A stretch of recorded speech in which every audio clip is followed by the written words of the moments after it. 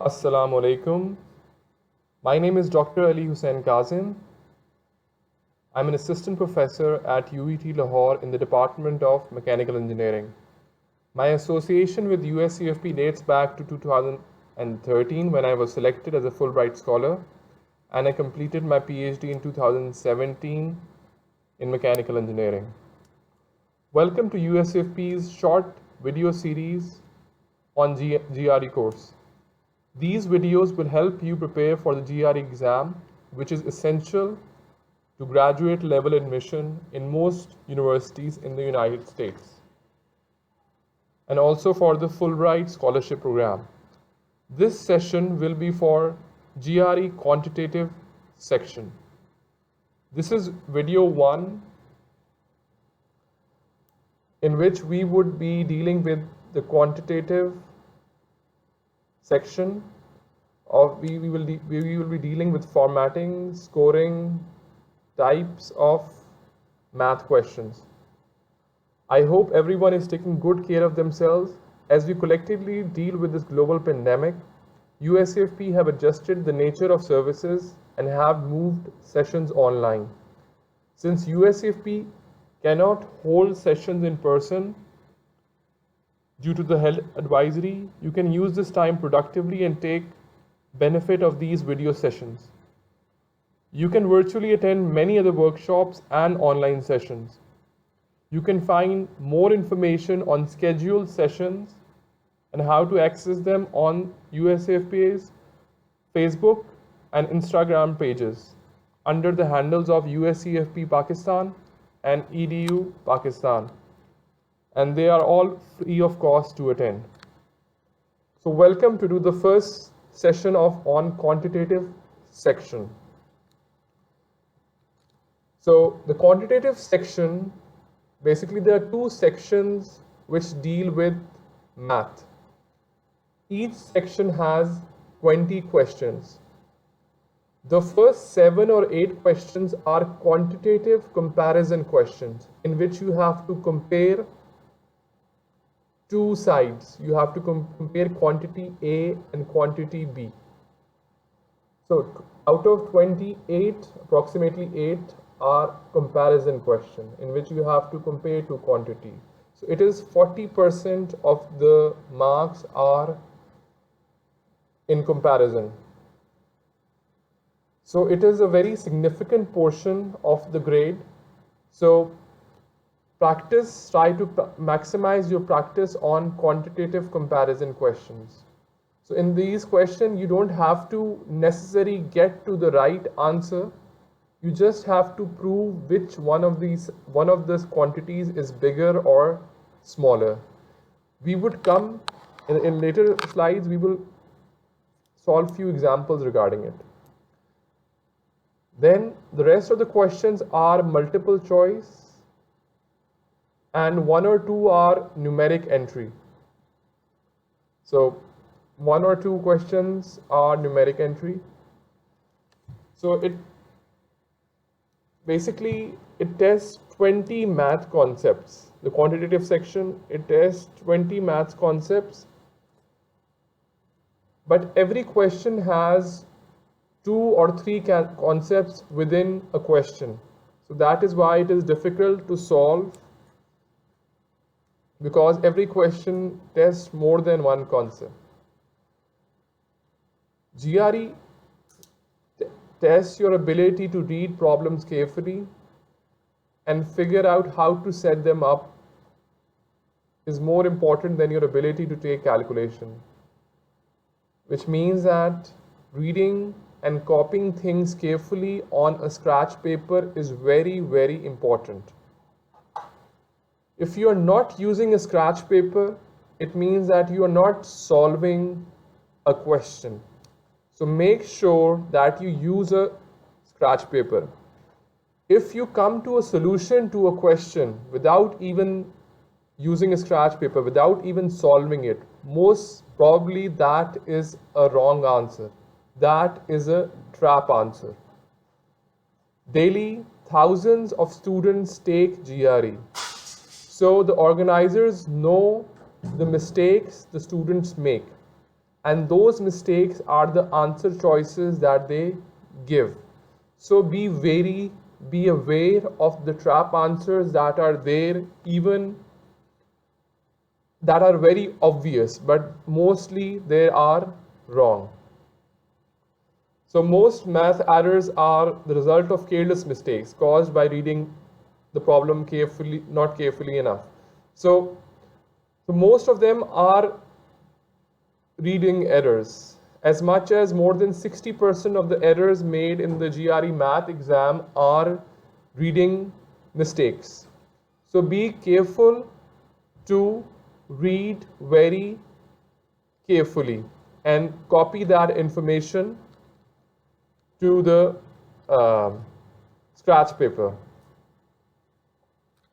The good news is that GRE Quant section tests your math ability, which you have had in class 8, 9 and 10. So it tests math which all of you have at a very early stage, at like class 9 or 10, you have covered it.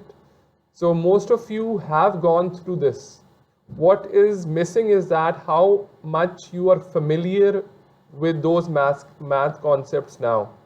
So as you are able to increase your familiarity, your chances of improving your score would increase tremendously. So in this session, I will give you tips of how to increase your familiarity with GRE prep material. So GRE prep material, these are the resource books. These are some of the books that are there, that are available. The first book is by ETS. So ETS is the organization which conducts the test itself. So they have a book called the GRE Math Review, having 4 chapters. This book is freely available online and you can download it. Just Google this thing and you'll be able to download. So this book serves as the syllabus for the math section. It has everything, all the formulas, all the concepts that will be tested in the math exam. So make sure that you go through it thoroughly. What it does not cover is that it does not give you or teach you ways of solving a question faster or how to save time. So it does not share with you tips and tricks to do math better. It just tells you all the concepts. So the second book, official GRE Quantitative Reasoning Practice Question. So this again is by ETS. This book is especially for those people who are short on time and they can quickly practice in this book. So the first book has no practice in it. The second book has practice. However, the practice is very minimal. So third book, big book for practice. This book has 27 practice tests. So this book got the ETS stopped printing it like 20 years ago, or maybe more than 20 years ago. Back then they used to give out past papers. So this big book has past papers. Since then, ETS doesn't give out past papers. So these are actual exam questions which have been tested in the past. So math hasn't changed. The math concepts still remain the same. What has changed is how they ask questions, or what has changed is that back then there was negative marking. Now there's no negative marking. So the material, the syllabus of the math has remained the same. So you can use this book, and there are the benefits of it. I will come back to it later, of using this book. Then the fourth book is by Manhattan, which is called the 5-pound book for GRE practice problems. So this book has a lot of practice. If you have time, And if you're willing to put in the effort, this book would certainly help you in acing the test, because it has a lot of questions, a lot of them. And all those questions are divided in the form of chapters. Like in the last slide, I told you that there are 20, GRE Quant section has 20 math concepts. So those 20 math concepts are divided in a book. So make sure to use this. Then on number 5 is Princeton Review, and this book is called Cracking the GRE, which means that it helps you with tips and tricks. The first 4 books that don't have any tips or tricks of how to solve them faster or how to solve them smartly. So this has tips and tricks. Number 6 is Barron's. This is also like the Cracking the GRE. It has many suggestions of how to solve a question. One disclaimer is that you have to know the math to solve it. There's no way of solving faster without knowing the math behind it. So there are no tips and tricks if you don't know the concepts behind it. Tips and tricks help you to solve the concepts faster. They are not a substitute to the concept itself. So make sure to understand the concept. So all these books would help you practice the concept. Now, how is the scoring done? What is the scoring? So this has verbal reasoning measure.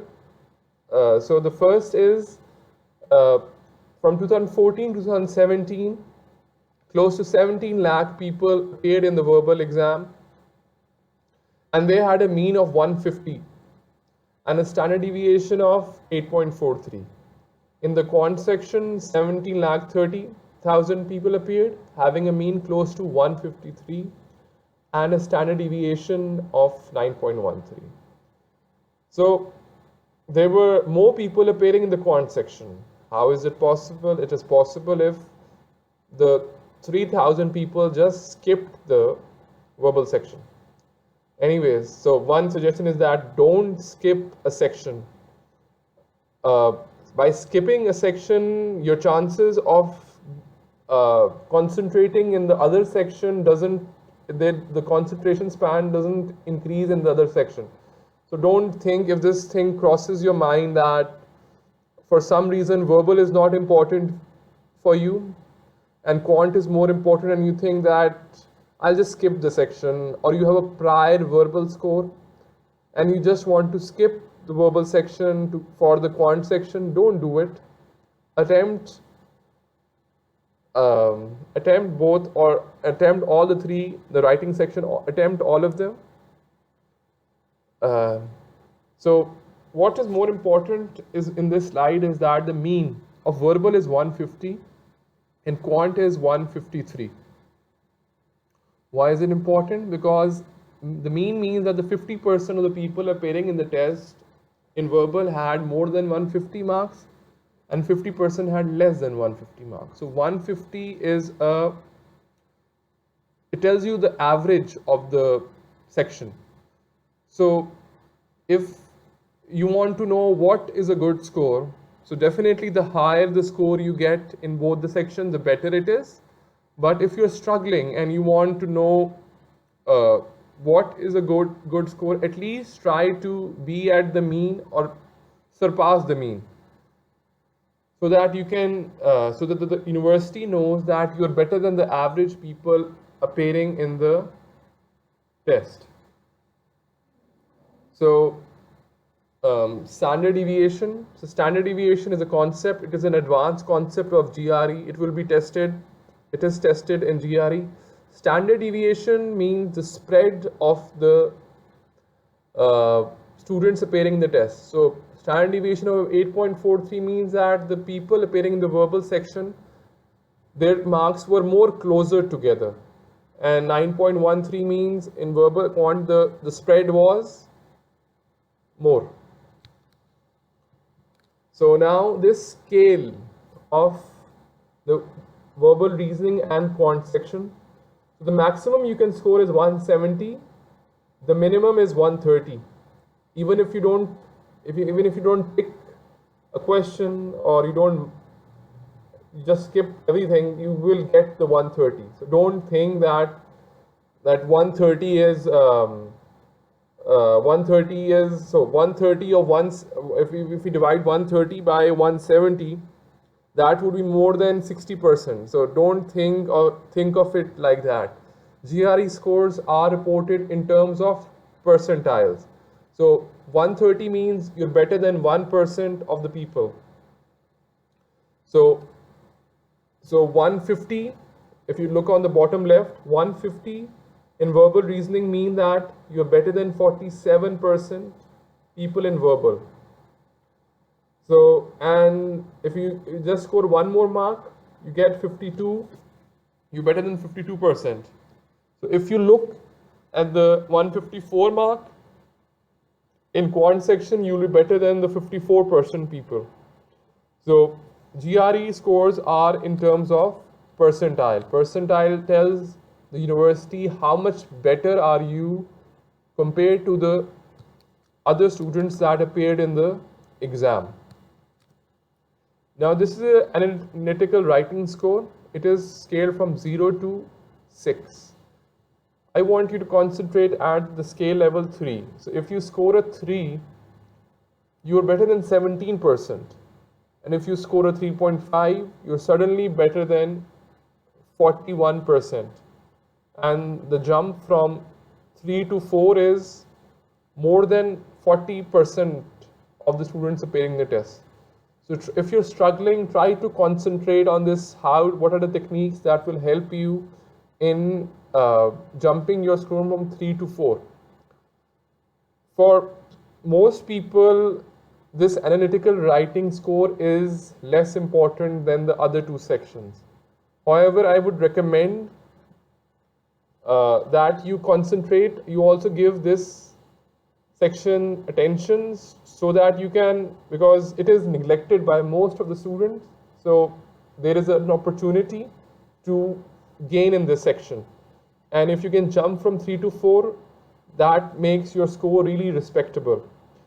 So learn the techniques to do on this section well. So coming back to the quant section, so it has MCQs.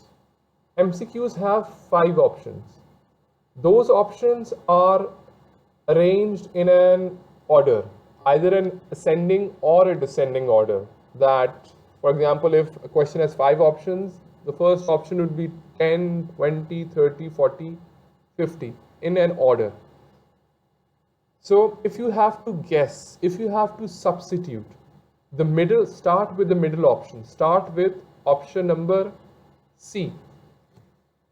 So MCQs are in a section having 20 questions. You have like 10 questions which are MCQs. So they are important. Then multiple choice and multiple answer. So in the multiple choice and multiple answer, you have many answers. There is no one answer to it. There are more than one. So if a question has 3 answers, if you don't tick all the 3, there's no partial credit, so you will lose all the points. So make sure once you come across a multiple answer question, you check whether every option is possible or not. Then the quantitative comparison question. So 40% of the grades are in the quant section, quantitative comparison question. There's no option number E. There are only 4 options. In the A option, it means that the quantity A is greater. Then the B option, which means that quantity B is greater. C option, they're both equal. And D option, it cannot be determined. So these instructions, which A is greater, B is greater, C is equal, it cannot be determined. The instructions like this and much more would be available on the test day. So there will be many instructions that you can read on that day. But my advice to you is that don't read them. Read them beforehand. There's plenty of online material on ETS website on these books so that you can go through that materials of the test instructions. Don't waste your time in reading the instructions which you can read before the test. Use this time to do things which can be helpful to you in doing the test. For example, if you think that you will miss a formula or that formula is not good in your memory, just write it down. One more thing you can do in that time is that you can write A, B, C, D, and E. So you can just write A, B, C, D, and E. So if you write A, B, C, D, and E, so this will be helpful. Write it multiple times. This would be helpful for you. For example, if you're solving question number 5. So if you're solving, just write 5 next to it.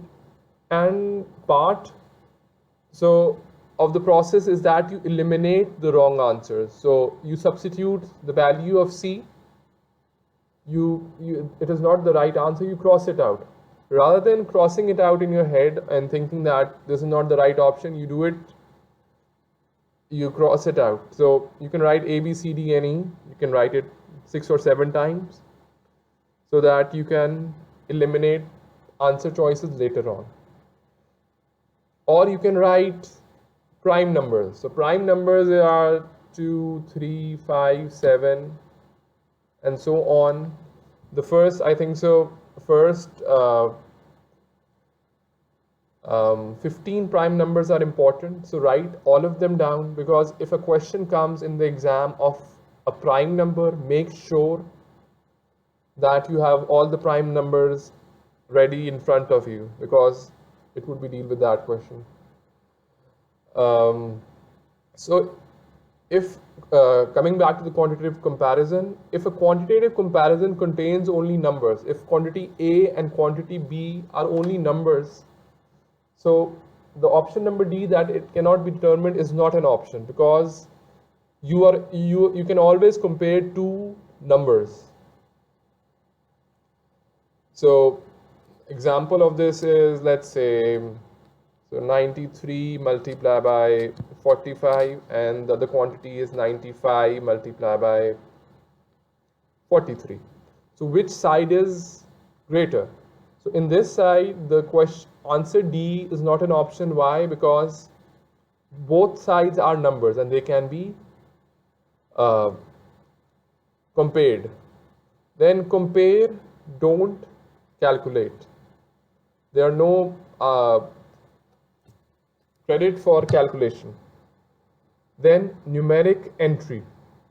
That numeric entry is a question which has no options. It just has a box at the end which you have to fill. So I hope this session proved to be useful. Please remember to check out other videos in this series. Thank you all. Take care.